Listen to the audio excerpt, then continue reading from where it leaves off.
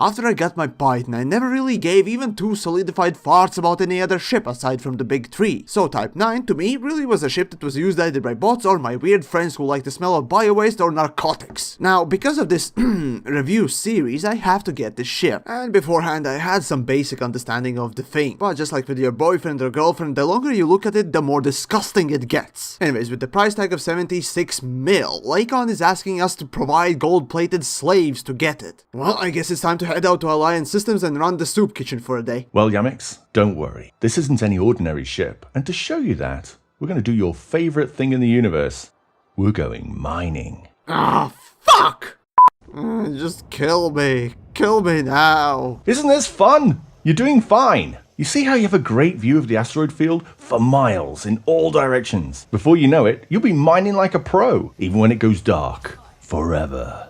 What is my life come to? Just why? Oh wait, you said miles. Contrary to my stance, Imperial measurement system is for idiots. But fine, I guess I might as well rip the band-aid as well as my arm off right now. No point in holding on to excess limbs anymore. Guess attaching double D tits with the stapler wouldn't work either. And here I was thinking this was the future. Come back, Yamiks. Back into the light. Remember, the ship! Right, the fattest ship in the game. Seriously, now this thing's so fat it's got its own gravitational pull. This ship's so fat it broke my first 3 renders of the video. This ship's so fat it couldn't lift off from the planet with 0.1 gravity. This ship's so fat it's said that every time the game has to load it, it has the 50% chance of breaking the instance. Get it?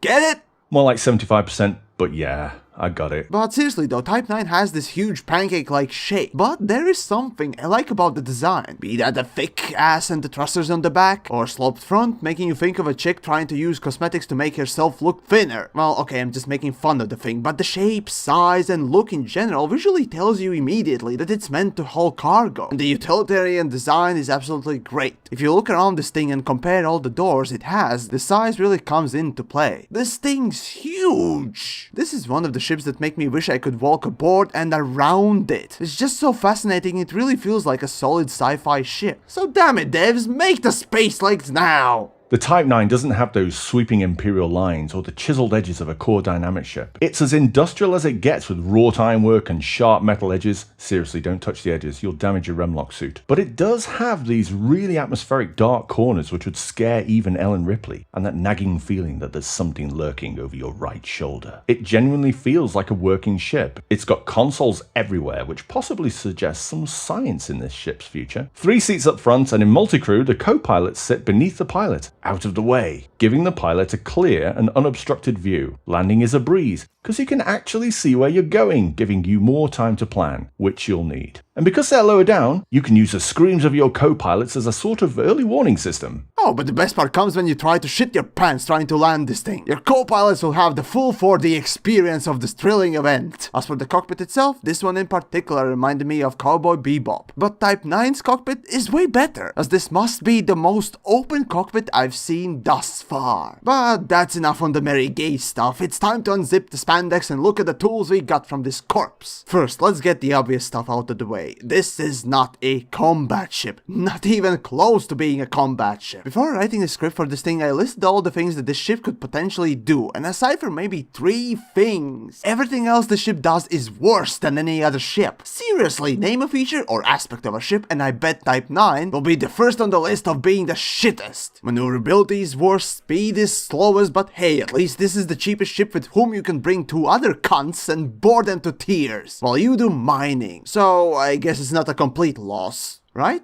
Right? Well, okay, the cunts will have something to do, as you could equip Fighter Bay, but to me it's not quite the same if I don't take others to my grave with me. Oh, and this is completely unconnected, but I invite any elite developer to be my co-pilot anytime I fly this thing, okay? About those fighters. So you're a pirate, and you see a nice easy mark hauling, I don't know, bio-waste or something. You lock on, and then suddenly it gives birth to 2 fighters out of the back, which then proceed to give you a terrible day. Even if you manage to get a few shots in, since 2.2 the Type 9 can be a tough little cow. Well, I say little. You do realize that you're partly talking to a person who failed pirating even a hauler with a dropship.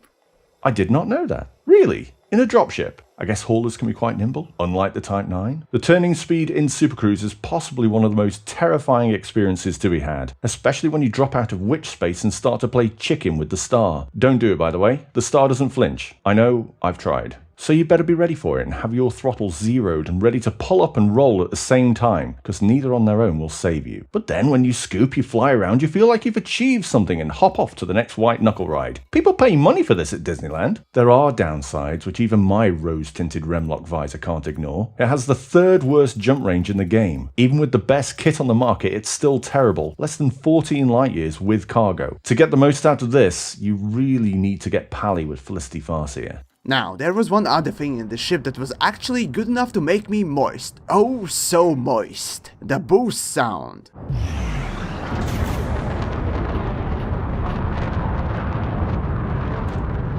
Even though you won't ever reach 250 meters a second with this thing unless you choose to mod it, the boost sound is one of the best I've heard. Still, as for modding it, why would you? Even additional 150 meters a second won't help you survive. It just won't. It's better to light a candle than curse the darkness. This ship needs to be engineered to be useful. Jump range, thrusters, get some good rolls and it's decent enough. Yeah, sure, desperately polishing bullshit too works, right? Well, where there's muck, there's brass. And people polish brass, I think. Do people still do that? If you want my opinion, there are quite a few multi-purpose ships in the game, more than enough to go around. The Type 9 is a great deviation from that, and I see some great things in its future. It's possibly my second favourite ship. If only the hull was made out of that same unicorn fart magic unobtainium the Anaconda's made from. That'd solve the jump range problem, and I really want to walk around this thing. Now then, the ship's obviously good maybe for one or two things, that being mining and hauling. Being the slowest and least maneuverable ship in the game, there's not many good things I can say about it. But as I have mentioned in the past, I can respect purpose-built ships, which this is. And hey, I do actually like the design as it reminds me of those good old sci-fi ships. So, in a quote, there's just one name for the ship in my mind. It's the Space Cow. Yep, you've nailed it. Space Cow. End on cow puns? There's no other ship like it. Just no.